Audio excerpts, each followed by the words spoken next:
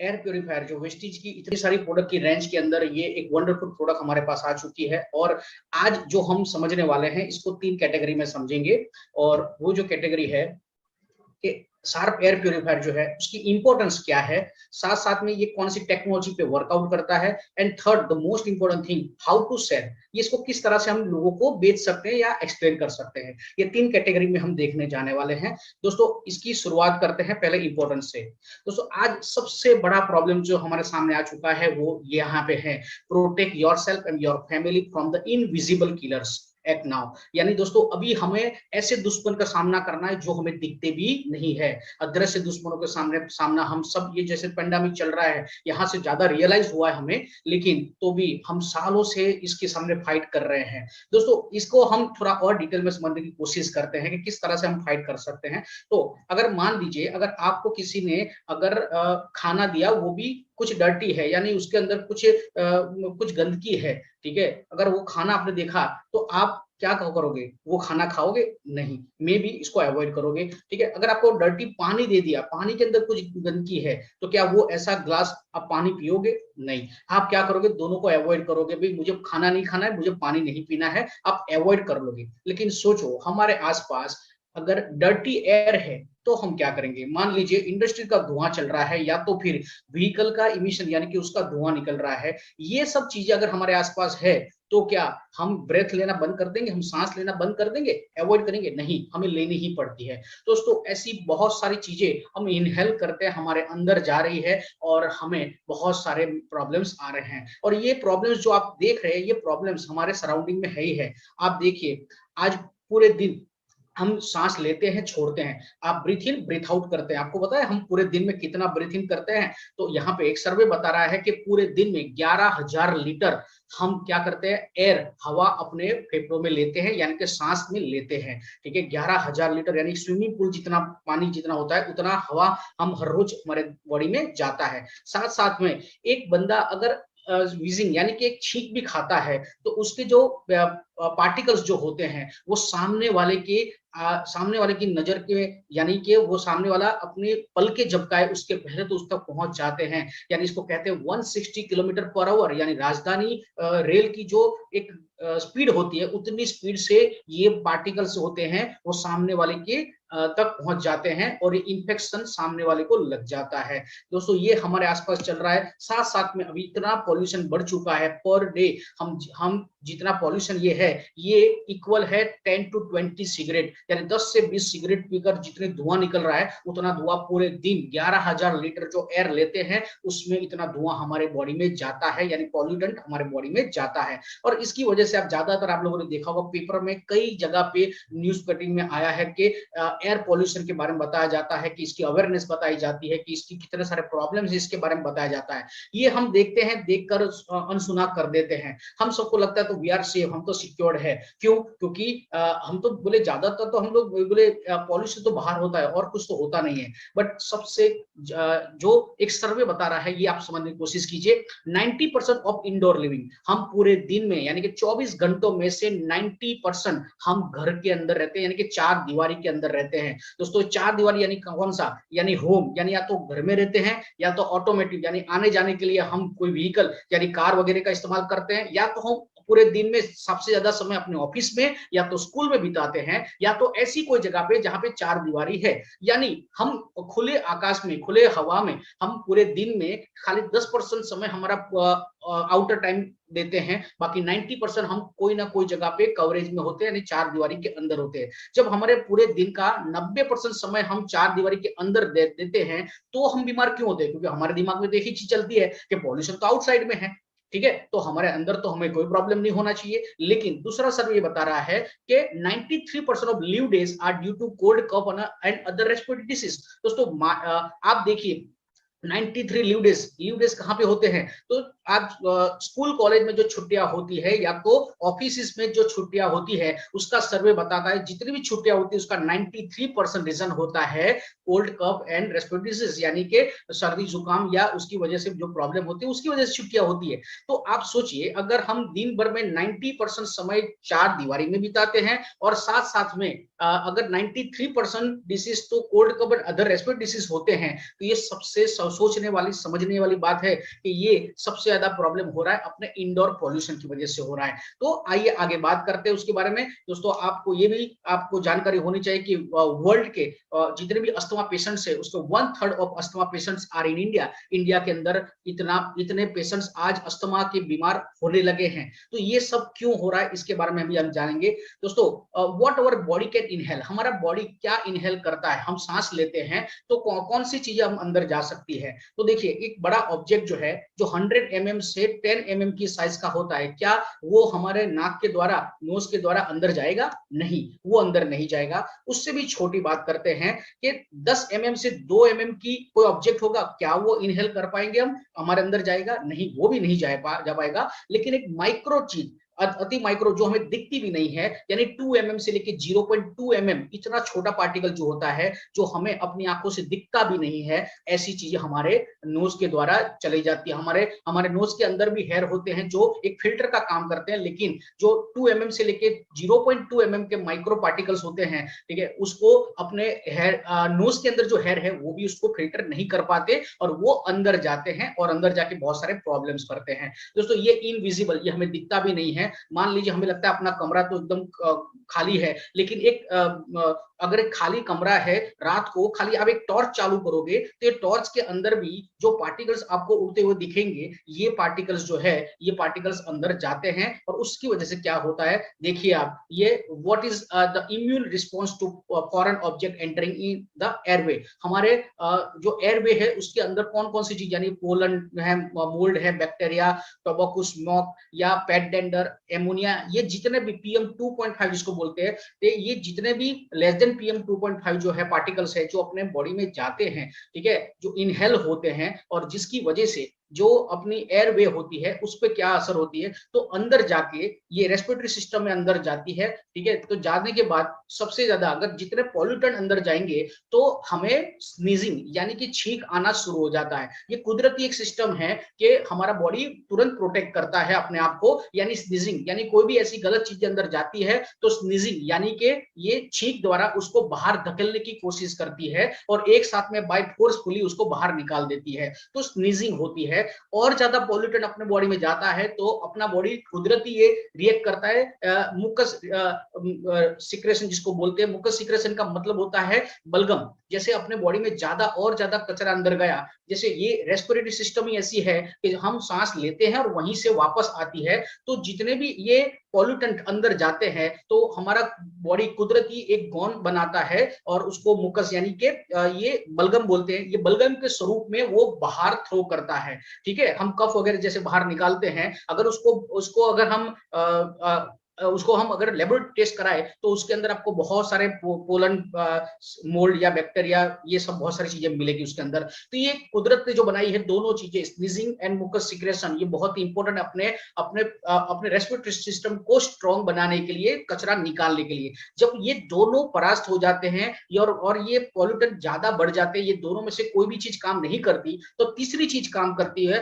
अपना बॉडी कुदरती करता है इन्फ्लेमेशन, यानी कि वो अंदर सूजन कर देता है। और ये सूजन अलग अलग लेवल पे होता है, यानी गले में भी होता है, फेफड़ों में भी होता है। जो अपनी एयरवे है, जो नली है, वो क्या होती है, अंदर से सूजन हो जाता है, यानी उसकी एयरवे छोटी हो जाती है। जब एयरवे अपना छोटा हो जाएगा तो सांस लेने में भी दिक्कत होती है। जैसे अलग अलग, जैसे किसी का नोज बंद हो जाना, किसी को गले में थ्रोट इन्फेक्शन होना, किसी को जब फेफड़ों में जब ये प्रॉब्लम, माइक्रो जो अपनी वेन्स है वो जब इन्फ्लेमेट हो जाती है, तब उसके बाद उसको अस्थमा अटैक वगैरह होता है। तो दोस्तों कुदरत ने ये सब सिस्टम बनाई है, तो अगर ये पॉल्यूशन हमारे अंदर जाएगा तो स्टेप बाय स्टेप ये सब रिएक्शन आपको देखने को मिलेंगे। और ये होने की वजह से क्या होता है, तो आप देखिए साइनस है, asthma, throat infection, pneumonia, H1N1, ये कोल्ड कफ, ब्रोंकाइटिस, ट्यूबरकुलोसिस, ये सब प्रॉब्लम्स मेजर जितने भी आप अगर अपने फैमिली डॉक्टर को पूछने जाओगे तो उसके यहाँ पे जितने भी पेशेंट्स आते हैं उसमें 70-80% पेशेंट्स तो इसी के आते हैं और पूरे साल ये चलता रहता है। ये साइकिल पूरे साल चलती है, ऐसा नहीं कि कोई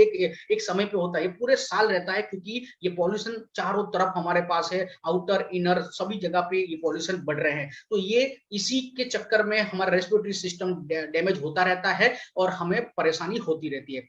तो type of air pollution surrounding us, इसकी भी बात करते हैं, हमारे आसपास और कौन कौन से प्रकार के एयर पॉल्यूशन होते हैं। दोस्तों हमें अगर हम किसी को पूछते हैं कि एयर पॉल्यूशन के बारे में क्या जानते हो, तो वो तुरंत बताएगा कि भाई डस्ट है या स्मोक है या पोलन, यानी धूल मिट्टी उड़ रही है, या तो धुआं उड़ रहा है, या फिर पोलन यानी कि परागरज, जो फॉरेन कंट्रीज के अंदर ज्यादा प्रॉब्लम्स होते हैं। तो लोग बोलेंगे कि यही होता है, लोगों की नजर में इसी को पॉल्यूशन माने जाते हैं क्योंकि वो दिखता है। लेकिन जो चीज नहीं दिखती है, ऐसी और 4 कैटेगरी के बारे में बताऊं। सबसे पहले कैटेगरी आती है स्मेल, गैसेस एंड वीओसी यानी वोलेटाइल ऑर्गेनिक कंपाउंड और टॉक्सिन्स। ये दोस्तों ये ज्यादातर ये जो आप देख रहे हैं, ये अपने हर एक के घर पे किचन में ज्यादा मिलेगा। स्मेल भी मिलेगी, गैसेस भी मिलेगी, वोलेटाइल ऑर्गेनिक कंपाउंड यानी कोई ना कोई केमिकल्स का हम इस्तेमाल करते हैं, सफाई वगैरह में इस्तेमाल करते हैं, तो टॉक्सिन्स जहरी तत्व होते हैं। दोस्तों ये सब चीजें हमें इनहेल कर ही लेना पड़ता है क्योंकि हमारे पास कोई ऑप्शन नहीं है। तो ये हमें डैमेज करता है, ये एक प्रकार का पॉल्यूशन है। दूसरा एक पॉल्यूशन बताऊंगा आपको,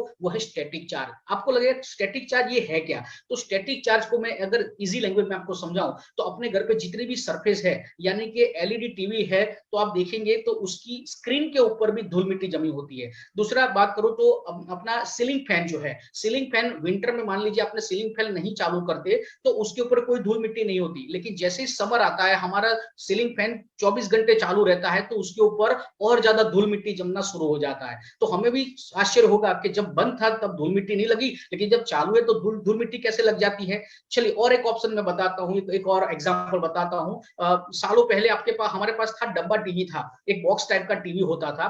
वो टीवी जब भी बिगड़ता था तो हम देखते थे उसकी बैक साइड में बहुत सारी धूल मिट्टी जमी होती थी। ठीक है, ये हुआ पुराने साल का। लेकिन अभी मैं बात करूं, आपके घर पे जो फ्रिज है उसके पीछे देखिए, आपको धूल मिट्टी जमी दिखेगी। तो दोस्तों ये जितने भी इलेक्ट्रॉनिक उपकरण हैं वो इलेक्ट्रो रेडिएशन जनरेट करते हैं, और वो एक प्रकार का मैग्नेट क्रिएट करते हैं जो धूल मिट्टी जमा करते हैं। ठीक है, ये हम छोटे थे तब हमने एक एग्जांपल शायद देखा होगा कि अगर कागज के टुकड़े करके उसके ऊपर अगर एक स्केल को हम सिर पे अगर घुमाते हैं, ठीक है, और उसके ऊपर कागज के टुकड़ों पे रखो वो स्केल को, तो स्केल के ऊपर वो कागज के टुकड़े हैं वो चिपक जाते हैं। That's called static charge. तो स्टैटिक चार्ज भी एक प्रकार का पॉल्यूशन है हमारे आसपास जो जनरेट होता रहता है। चौथी कैटेगरी है जो है virus, bacteria, mould, fungus, dust might. दोस्तों ये सब चीजें जो है, ये सब चीजें जो आज के समय में लोग ज्यादा अवेयर होने लगे हैं, क्योंकि अभी जो पेंडेमिक चल रहा है उसके हिसाब से लोगों को समझ में आ गया है कि वायरस, बैक्टीरिया, ये सब चीजें क्या है, वो किस तरह से हमें डैमेज कर रही है। जिससे also a part of the pollution, ये भी एक इंडोर पॉल्यूशन का एक पार्ट बन चुका है। और पांचवी कैटेगरी है सफोकेशन एंड स्टिलनेस यानी कि रिसाइकलिंग ऑफ एयर। दोस्तों हम अगर एयर कंडीशनर रूम में बैठे हैं या कैबिन में बैठे हैं, तो आप देखोगे अगर एयर कंडीशनर अगर हम 10 मिनट भी बंद कर देंगे तो वो कमरे में हम बैठ नहीं पाएंगे, क्योंकि वहां पे जहां एयर कंडीशनर होता है वहां पे वेंटिलेशन नहीं होता है, फ्रेश एयर नहीं आती। ठीक है, तो वहां पे हमें अगर 10 मिनट भी एयर कंडीशनर बंद कर दिया तो हमें सफोकेशन हो जाएगा। ठीक है, और यहाँ पे क्या होता है, एयर कंडीशनर भी क्या करता है, हवा को खाली ठंडी करके घुमाता रहता है, रिसाइकलिंग करता रहता है, लेकिन फ्रेश एयर जनरेट नहीं करता। So these are 5 type of 5 category मैंने बताई एयर पॉल्यूशन की, जो इंडोर आउटडोर दोनों तरफ पे होता है। ठीक है, तो अब सवाल है then what is the solution, solution क्या अपने पास में, उसकी बात करते हैं। अब सवाल आता है can air purifier help us, air purifier help कर सकता है? हाँ दोस्तों कर सकता है। क्यों? क्योंकि हम जो पूरे दिन में 11,000 लीटर एयर लेते हैं, इनहेल करते हैं, जिसके अंदर पॉल्यूटेंट एयर आती है, लेकिन अगर एयर प्यूरिफायर का इस्तेमाल करेंगे तो अगर वो 50% भी हमें क्लीन एंड फ्रेश एयर देगा, तो ऑब्वियस है कि हमारे जो रेस्पिरेटरी सिस्टम है उसको सपोर्ट मिल जाएगा। और उसकी वजह से क्या होगा, अगर फ्रेश एयर मिलेगी, क्लीन एयर मिलेगी, तो सबसे बड़ा फायदा होगा तो less pollutant entering the body, यानी कि जितने पॉल्यूटेंट्स हैं उससे भी कम पॉल्यूटेंट अपने बॉडी में जाएगा, जो अभी रोजाना जाता है उससे कम जाएगा, तो ऑब्वियस है उसको सपोर्ट मिलेगा। Second, reduction in airway inflammation, जो एयरवे इन्फ्लेमेशन जो होता है, जो सूजन होती है, उस सूजन में कमी आना शुरू हो जाएगा। और third most important, relief from repeated sickness, आप रिपीटेड सिकनेस जो बार बार बीमार हो जाते हैं, वो सिकनेस आपको कम हो जाएगी। पूरे साल में अगर 3-4 बार भी अगर डॉक्टर पास जाते हैं, तो आपको पता ही है कि रेस्पिरेटरी सिस्टम की वजह से ही होता है, तो वो आपका सिकनेस कम हो जाएगा। तो ये हमारी जीत है, एयर प्यूरिफायर यहाँ पे हमें हेल्प कर सकता है। ठीक है, सो वेस्टिज कंपनी लेकर आई है शार्प कंपनी का एयर प्यूरिफायर, वो भी प्लाज्मा क्लस्टर आयन टेक्नोलॉजी के साथ में, जो जो पेटेंट टेक्नोलॉजी है और उसके बारे में हम बात करेंगे। सो ये जापान की नंबर 1 टेक्नोलॉजी है शार्प कंपनी, तो ये पूरे वर्ल्ड में फेमस है। आज हम उसकी बात करेंगे कि ये किस तरह से हमें हेल्प करता है, और ये सर्टिफाइड है 31 ग्लोबल टेस्ट लेबोरेटरी द्वारा सर्टिफाइड है कि ये नंबर 1 एयर प्योरीफायर है। दोस्तों ये वर्क कैसे करता है देखते हैं। ये इस तरह से वर्क करता है, धूल मिट्टी या वायरस जितने भी आते हैं ये एक फिल्टर से लेकर दूसरे फिल्टर में जाता है, फिर तीसरे फिल्टर में जाता है और उसके बाद चौथे फिल्टर में जाता है, और उसके बाद में ये और कुछ निकलता है, तो इसके बारे में बात करेंगे। तो ये 4 जो फिल्टर है, तो पहला जो है उसको प्री फिल्टर बोलते हैं, सेकंड जो है उसको कार्बन फिल्टर बोलते हैं, थर्ड जो है वो हेपा फिल्टर है, high efficiency particle arrester, and fourth one जो है ये प्लाज्मा क्लस्टर आयन टेक्नोलॉजी, जो पेटेंट टेक्नोलॉजी अपने पास है। ये इस तरह से ये वर्कआउट कर रहा है। तो अब हम बात करेंगे, इसको डिटेल में जानने की कोशिश करेंगे। दोस्तों शार्प कंपनी का जो एयर प्योरीफायर है, इसके पास 2 प्रकार की टेक्नोलॉजी है। पहली टेक्नोलॉजी है पैसिव टेक्नोलॉजी एंड सेकंड है एक्टिव टेक्नोलॉजी। दोस्तों मार्केट में भी एयर प्योरीफायर मिलेंगे, लेकिन उसके पास खाली पैसिव टेक्नोलॉजी है, एक्टिव टेक्नोलॉजी किसी के पास नहीं है। वी आर नंबर 1 और we are different because we have the active technology. हम दोनों को समझने की कोशिश करते हैं। पैसिव टेक्नोलॉजी क्या है? पैसिव टेक्नोलॉजी में आता है इसका हेपा और कार्बन फिल्टर। ये आप पिक्चर जो देख रहे हो, इसमें 3 फिल्टर जो है उसको डिटेल में समझते हैं। पहला जो फिल्टर है, जो प्लास्टिक का जो फिल्टर आता है आउटर साइड में, the first the wire must capture larger particles up to 10 micron, यानी 10 माइक्रोन जितने भी पार्टिकल्स हैं उसको ये कैप्चर कर लेता है, यानी उसको आगे बढ़ने नहीं देता, वो फिल्टर कर देता है। उसके बाद आता है जो कार्बन फिल्टर। वो कार्बन फिल्टर क्या करता है, वो गैसेस एंड स्मोक्स जो है होता है उसको एब्जॉर्ब कर लेता है, ठीक है। तो यहां से वो रिडक्शन हो जाता है। और उसके बाद थर्ड जो अपने पास जो फिल्टर है उसका नाम है हेपा फिल्टर, यानी हाई एफिशिएंसी पार्टिकल अरेस्टर जिसको बोलते हैं, और ये कैप्चर करता है 99.97% of smoke and tiny particles up to 0.3 micron. अब हमें लगेगा 0.3 माइक्रोन तक ये करता है, तो 0.3 माइक्रोन है क्या? दोस्तों ये जो पिक्चर देख रहे हो नीचे, हेपा टाइप अदर फिल्टर्स की बात कर रहा हूं मैं नीचे, तो आप देख सकते हो सबसे पहला जो पिक्चर ये देख रहे हो आप, ये पिक्चर जो है ये है ह्यूमन हेयर की बात कर रहा हूं मैं। ह्यूमन हेयर, इसकी साइज क्या है? 80 से लेकर 100 माइक्रोन का तो एक हेयर है। ह्यूमन हेयर की साइज अगर इतनी बड़ी है तो सोचो, उसके बाद पोलन, मोल्ड, डस्ट माइट, ये और छोटे छोटे होते हैं जो दिखते भी नहीं है, जर्म्स है, पैड डेंडर्स हैं, या फाइन डस्ट पार्टिकल्स जो 0.1 से 0.2 माइक्रोन तक आते हैं, ये जो दिखते भी नहीं है ये सब होते हैं। लेकिन अपने पास जो हेपा फिल्टर है वो 0.3 माइक्रोन तक इसको फिल्टर कर देता है। तो जो चीज हमें दिखती भी नहीं है उसको ये फिल्ट्रेशन कर देता है। दैट्स अमेजिंग प्रोडक्ट, ठीक है। और ये 2 साल की इसकी फिल्टर की लाइफ होती है, 2 साल तक इसको कुछ भी करने की जरूरत नहीं है। हालांकि ये चीज जो भी फिल्टर मैं बता रहा हूँ, ये फिल्टर में से किसी को भी हमें वॉश करने की जरूरत नहीं है और करना भी नहीं है। इसको खाली सिंपली हर 3-4 महीनों के अंदर आपको इसको निकाल के धूप में 2-3 घंटे के लिए आपको रख देना है और फिर से उसको लगा देना है, ठीक है। तो ये बहुत ही अमेजिंग टेक्नोलॉजी अपने पास आ चुकी है शार्प कंपनी की, ये plasma cluster, sorry sharp company का ये टेक्नोलॉजी। और यहाँ पे जो हेपा फिल्टर है उसके बारे में बताऊंगा। ये हमें सर्टिफाइड दे रहा है क्लीन एयर डिलीवरी रेट, यानी इसका जो एरिया जो है वो सबसे ज्यादा एरिया वो कवर कर रहा है, इसका भी हमें सर्टिफाइड है ये टेक्नोलॉजी कंपनी के द्वारा। और साथ साथ में ब्रिटिश एलर्जी फाउंडेशन द्वारा भी हमें एक सर्टिफिकेशन मिला हुआ है कि ये इतने प्रकार की एलर्जी या इतने प्रकार के ये डस्ट माइट्स जो है या पार्टिकल्स है उसको अरेस्ट करके हमें फ्रेश एयर देता है। ये सबसे इंपॉर्टेंट चीज है। ये हुआ पैसिव पार्ट।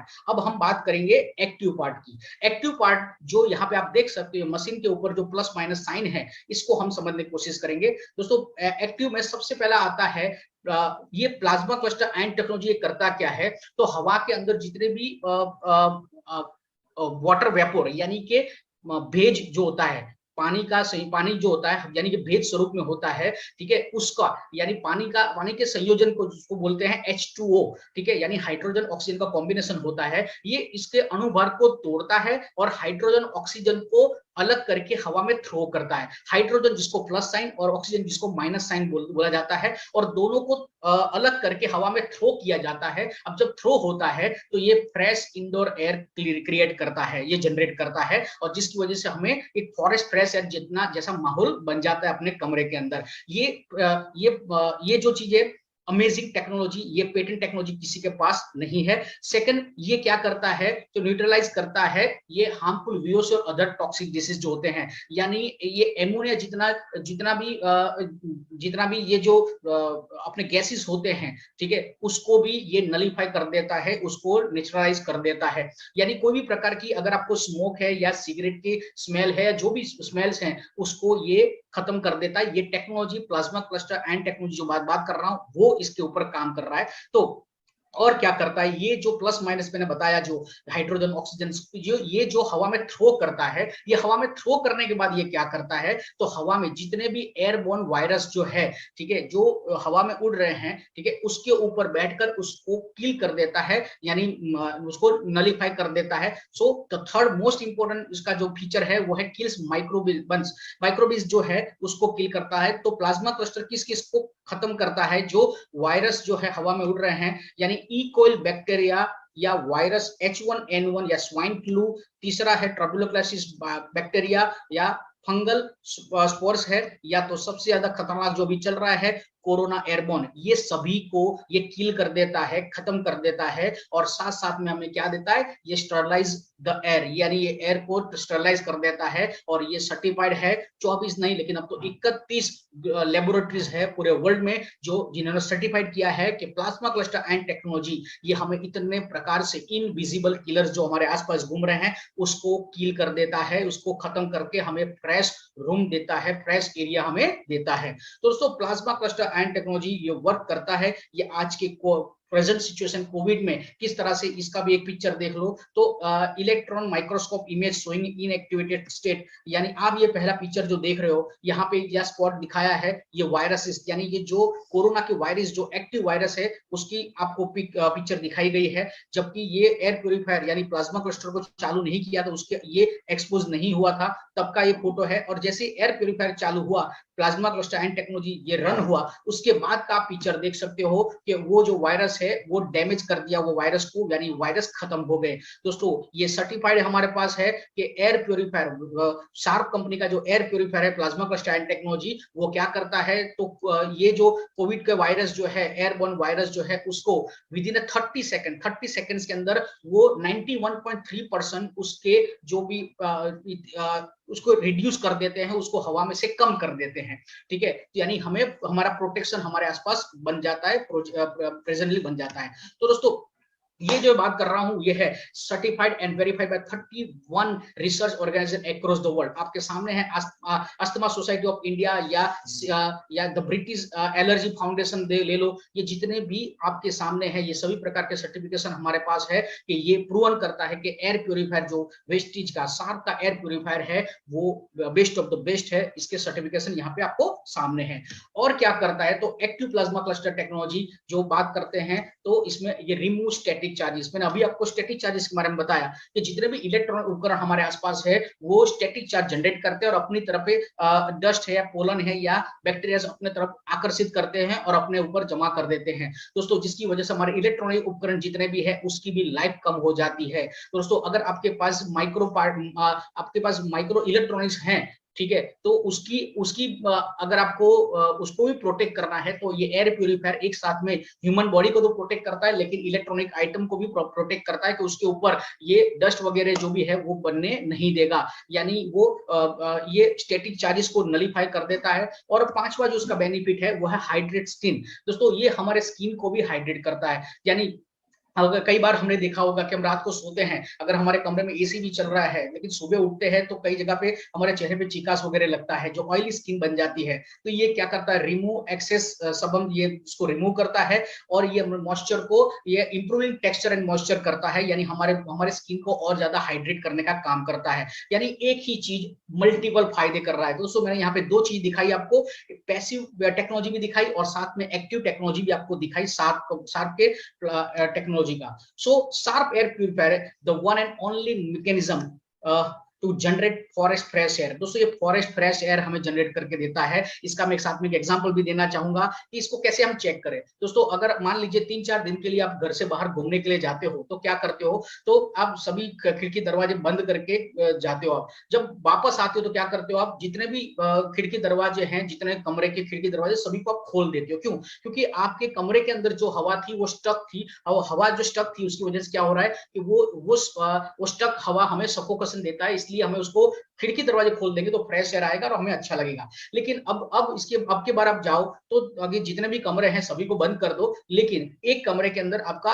एयर प्यूरिफायर उसको चालू करके छोड़ के जाओ। जब आप वापस आओगे तो बाकी सभी कमरों के अंदर आपको खिड़की दरवाजे खोल देने पड़ेंगे, लेकिन जहां पे अगर आपका एयर प्यूरिफायर चालू है जिस कमरे में, वहां पे आपको खिड़की दरवाजे खोलने की जरूरत नहीं पड़ेगी, क्योंकि वहां पे फॉरेस्ट फ्रेश एयर आपको मिलेगी। या दैट्स ए टेक्नोलॉजी, ये पावर है इसकी, ये टेक्नोलॉजी का। साथ साथ में ये क्या करता है कि infection causing substance not only from air but also from surface. ये सरफेस और एयर जितने भी वायरस या बैक्टीरिया है उसको नलीफाई करता है, किल करता है। साथ में ये neutralise smell and unpleasant odour, जो भी दुर्गंध वगैरह होती है उसको भी ये दूर करता है। ठीक है, साथ साथ में रिमोस्टैटिक इलेक्ट्रिसिटी, ये ऑलरेडी हमने बात कर ली, और इंप्रूव स्किन हाइड्रेशन। ये इतने सारे तो ये की फैक्टर्स है ही है, फायदे है ही है। और पूरे वर्ल्ड के अंदर 7 करोड़ से ज्यादा लोगों ने इसको अपना लिया है। दोस्तों अगर 7 करोड़ लोगों ने अपनाया पूरे वर्ल्ड के अंदर, तो आप समझ सकते हो इसकी इंपॉर्टेंस कितनी है। तो दोस्तों ये इसके और स्पेसिफिकेशन की बात करें तो सबसे पहली बात, सुटेबल फॉर 24/7 ऑपरेशन, यानी 24 घंटे 7 दिन आप इसको चालू रख सकते हो, ये इसका पावर है। साथ साथ में ये कवरेज कितना करता है, तो ये अपना एक एयर प्यूरिफायर जो है वो 250 स्क्वायर फीट के एरिया तक इसको ये वर्कआउट करता है, यानी 250 स्क्वायर फीट के रूम को 15 मिनट के अंदर टोटली क्लीन कर देता है। लेकिन हमें पता है कि हवा ऐसी चीज है जो रेगुलर बेस पे आती रहती कहीं ना कहीं से, तो इसको हमें चालू रखना है 24/7, आप इसको ऑपरेशन चालू रख सकते हैं। ये इसकी फिल्टर की लाइफ मैंने बता दी ऑलरेडी कि 2 साल की इसकी फिल्टर की लाइफ तो है ही है, but depend on the nature and environment. अगर ज्यादा धूल मिट्टी वगैरह आती है तो वो समय कम भी लग सकता है, लेकिन 2 साल तक तो और कुछ देखने की जरूरत नहीं है। पावर कंजम्पशन कितना इसका, तो कई लोग बोलेंगे सर ये कितना चलेगा, ये कितना वॉट खाएगा, तो 51 वॉट। दोस्तों 51 वॉट यानी आपके घर पे जो ट्यूबलाइट होती है, ठीक है, उतना खाली वॉट ये खाती है, यानी कि दैट इज नथिंग, यानी कुछ ज्यादा कोई इलेक्ट्रिसिटी भी बर्न नहीं हो रही है। और नॉइज लेवल कितना है, तो 47 डेसिमल, यानी कि आपके घर पे जो एक फैन चल रहा है, फैन का जितना वॉइस है, नॉइज है, उतना ही नॉइज यहाँ पे आपको लगेगा, यानी आपको पता भी नहीं चलेगा कि एयर प्योरीफायर आपके आसपास चल रहा है। दोस्तों ये इसकी ऑन साइट वारंटी, आज वेस्टीज के शार्प एयर प्योरीफायर के साथ में कोलैबोरेशन में सबसे ज्यादा बेनिफिट अगर लोगों को मिल रहा है तो वो है ऑन साइट वारंटी। 2 साल की ऑन साइट वारंटी में मिल रही है। दोस्तों कुछ भी प्रॉब्लम हो तो आपके पास वेस्टीज का बिल आपके पास है, आपको खाली कस्टमर केयर में फोन करना है, आपको बताना है कि मैंने ये दिन मैंने लिया है, मेरे पास जो एयर प्यूरिफायर वारंटी में है, खाली इतना आपको बताना है, आपके पास अपना बिल रखना है, ओरिजिनल बिल रखना है। आप जब भी फोन करोगे तो आप क्या होगा, तो वहां से शार्प के एग्जीक्यूटिव आपके घर पे आएंगे और आपको जो भी रिपेयर या रिप्लेस जो भी होगा वो कर लेंगे। लेकिन आपको इसको उठाकर सर्विस सेंटर में लेकर जाने की जरूरत नहीं है, ऑन साइट वारंटी मिल रही है 2 साल की, ये सबसे इंपॉर्टेंट चीज है दोस्तों। अब ये कहाँ वर्क कर सकता है, सो हम किस किस को सजेस्ट कर सकते हैं, तो पहले तो अपने घर पे, यानी अपने बेडरूम में, स्टडी रूम में, लिविंग रूम में सबसे ज्यादा जरूरत है, तो हर एक बंदे को अपने घर के लिए लेना ही लेना चाहिए। साथ साथ में ऑफिस में जहाँ पे कैबिन है या मीटिंग रूम है या कैंटीन है, वहां पे आप इसका इस्तेमाल कर सकते हो। डॉक्टर्स कंसल्टिंग रूम में सबसे ज्यादा इंपॉर्टेंट है, क्यों? क्योंकि डॉक्टर्स के सामने जितने भी पेशेंट्स आते हैं तो ऑब्वियस है कि वो पेशेंट जितने भी बैक्टीरिया जर्म्स को लेकर आए हैं तो वहां पे तो छोड़ के जाएंगे, जिसकी वजह से डॉक्टर को तो ये प्रोटेक्ट करेगा ही करेगा। अगर ये एयर प्यूरिफायर डॉक्टर्स को प्रोटेक्ट करेगा, लेकिन वो जो पेशेंट जो बैक्टीरिया छोड़ के गया है उसकी जगह पे जब दूसरा पेशेंट आकर बैठेगा तो हो सकता है कि वो इन्फेक्शन वो दूसरे पेशेंट को भी लग सकता है। तो जितने भी डॉक्टर्स कंसल्टिंग रूम हैं उन सबको ये खास रिकमेंड करो कि सर आपकी प्रोटेक्शन के लिए और जो दूसरे पेशेंट आ रहे हैं उनके भी प्रोटेक्शन के लिए भी इसको लगाना चाहिए। साथ साथ में पैथोलॉजी लैब है, अल्ट्रासाउंड, एमआरआई सेंटर, ये सभी जगह पे इसकी सबसे ज्यादा इंपॉर्टेंस है। और